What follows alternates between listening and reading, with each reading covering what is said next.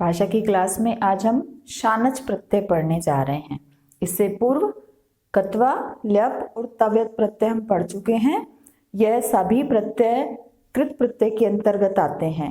कृत प्रत्यय अर्थात क्रिया या धातु के पीछे लगने वाले प्रत्यय।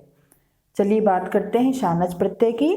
शानच प्रत्यय वर्तमान काल की आत्मनेपदी धातुओं के साथ ही प्रयुक्त होता है। कहने का आशय क्या है, जो आत्मनेपदी धातु है जैसे सेव धातु, मुद धातु, लव धातु, इनके साथ ही प्रयुक्त होता है, जिनके रूप अलग तरह से चलते हैं, जैसे सेव के सेवते, सेवेते, सेवंते। तो आत्मनेपदी धातुओं के साथ वर्तमान काल में प्रयुक्त होने वाला है शानच प्रत्यय। दूसरी बात, यह विशेषण की तरह प्रयुक्त होता है। शानच प्रत्यय हमेशा विशेषण की तरह प्रयुक्त होता है। और तीसरी बात यह है कि इसमें इसके रूप तीनों लिंगों में अलग अलग तरह के चलते हैं, जैसे नपुंसक लिंग में अलग, स्त्रीलिंग में अलग और पुल्लिंग में अलग। मैं कुछ धातुएं लिखती हूँ, उसके साथ हम शानच प्रत्यय जोड़ करके देखते हैं। शानच प्रत्यय में आन शेष रहता है, बाकी सबका लोप हो जाता है।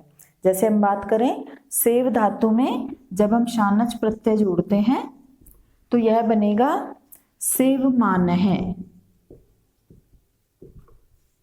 यहां पर सेवमानः शब्द बनता है पुल्लिंग के अंतर्गत।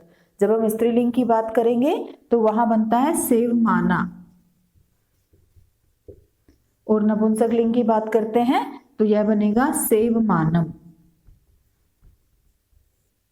इसी तरह से ही पच धातु के साथ जब शानच प्रत्यय जुड़ता है तो यह बनेगा पचमानः, पचमाना, पचमानम। अर्थात पुल्लिंग के रूप कैसे बनेंगे, पचमानः। विद्य धातु में विद्यमानः, कंप धातु में कंपमानः, भास धातु में भासमानः, लव धातु में लभमानः। अब आप देखिए बिल्कुल इसी तरह से आ की मात्रा लग करके और स्त्रीलिंग शब्द बनेंगे, और मैं हलंत वाला लग करके नपुंसक लिंग के रूप बन जाएंगे। जैसे हम बात करते हैं कंप धातु की तो कंपमानः, कंपमाना, कंपमानम। इस तरह से यह रूप बन जाएंगे शानच प्रत्यय में। अब मैं थोड़ा सा अलग धातुएं लिखती हूँ जिनमें थोड़ा सा चेंज अलग तरह का है।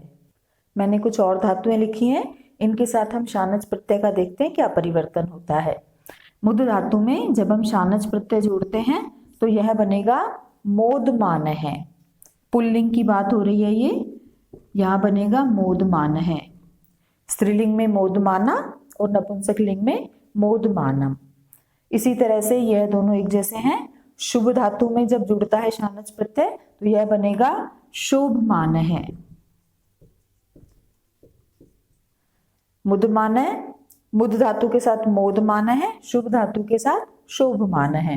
अब देखिए ब्रू धातु के साथ जब शानच प्रत्यय जुड़ता है तो यह बनता है ब्रुवाणः। अब आप यहाँ ध्यान देंगे, यह बनेगा ब्रुवाणः।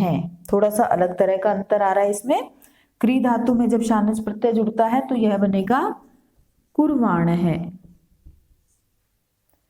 क्री धातु के साथ क्या बन जाता है, कुर्वाणः। मृ धातु के साथ देखिए म्रियमाणः। मृ धातु के साथ म्रियमाणः। और इसी तरह से वृत्त धातु के साथ यह बनेगा वर्धमानः। इन सब में अंतर देखिए, ब्रू धातु में ब्रुवाणः, ब्रुवाणः, ब्रुवाणम। क्री धातु में कुर्वाणः, कुर्वाणा, कुर्वाणम। मृ धातु में म्रियमाणः, म्रियमाणा, म्रियमाणम। और वृत्त धातु में वर्तमानः, वर्तमाना, वर्तमानम। इन धातुओं के साथ देखिए शानच प्रत्यय जोड़ने पर क्या परिवर्तन आता है। जब हम शिक्ष धातु में शानच प्रत्यय जोड़ते हैं तो यह बन जाएगा शिक्षमाणः। यह शब्द बनता है शिक्षमाणः। और स्त्रीलिंग में शिक्षमाणा और नपुंसक लिंग में शिक्षमाणम। अब यहाँ इस धा धातु को ध्यान से देखिए। धा धातु में जब शानच प्रत्यय जुड़ता है तो यह बनता है दधानः। ध्यान रखने की बात है, धा धातु में जब शानच प्रत्यय जुड़ता है तो बनेगा दधानः। अब उसी तरह से स्त्रीलिंग में आ की मात्रा और नपुंसकलिंग में हलंत वाला मैं अंत में जुड़ जाता है, अर्थात दधाना और दधानम। अब शी धातु में जब शानच प्रत्यय जोड़ा जाएगा तब यह बनेगा शयान है। आगे इसी तरह से हो जाएगा।